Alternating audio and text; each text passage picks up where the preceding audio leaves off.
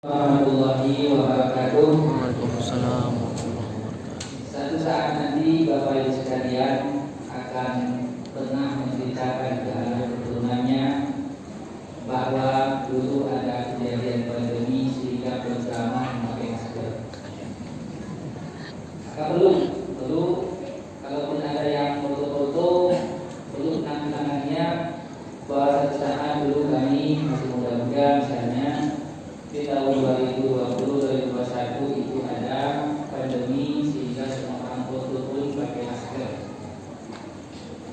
Hadirin yang dimuliakan Allah Subhanahu wa taala, semoga suaranya jelas. Al-Imam Bukhari dan Al-Imam Muslim rahimahumullah meriwayatkan hadis tentang kisah pertikaian yang unik.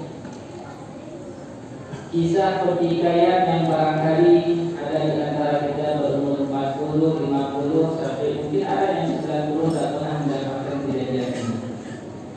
Yaitu hadis yang diriwayatkan oleh dari sahabat Abu Hurairah radhiyallahu anhu.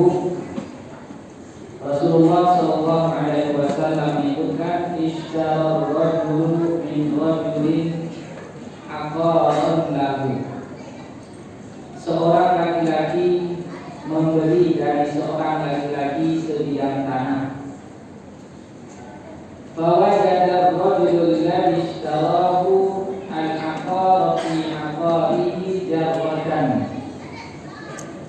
Maka laki-laki yang membeli sebidang tanah ini mendapatkan dalam tanah itu satu peti, satu gentong fiha dhahabun, isinya emas.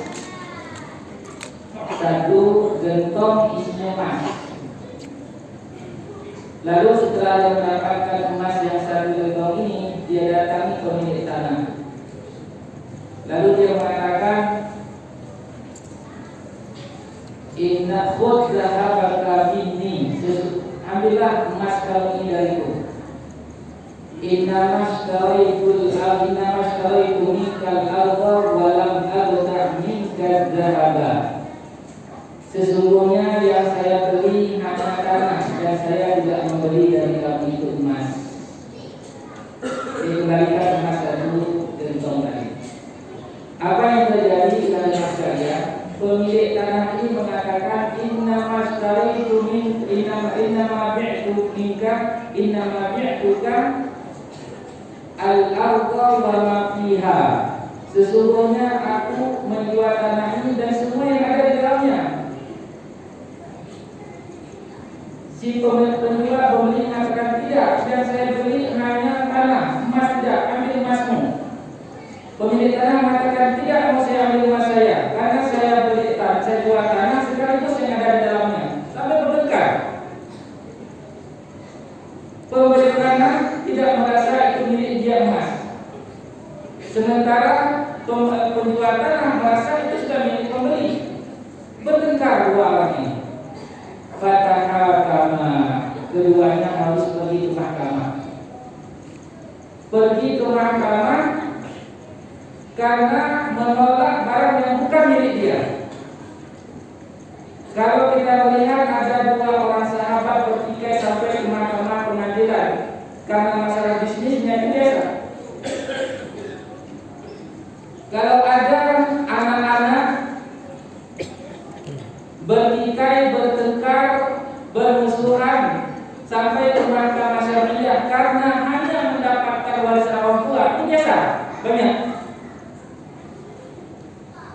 Kalau ada 2-3 orang tukang becak sampai berantem karena memperebutkan penumpang, itu ada terjadi.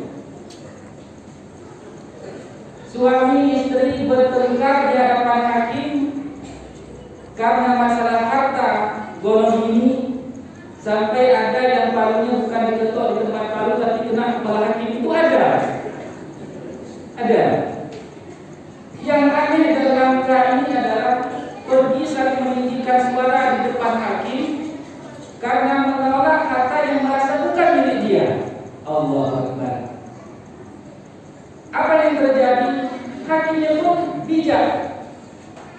Ketika masing-masing menyampaikan kemudian ini bukan emas saya, kata si pembeli, ini juga bukan emas saya, kata si penjual.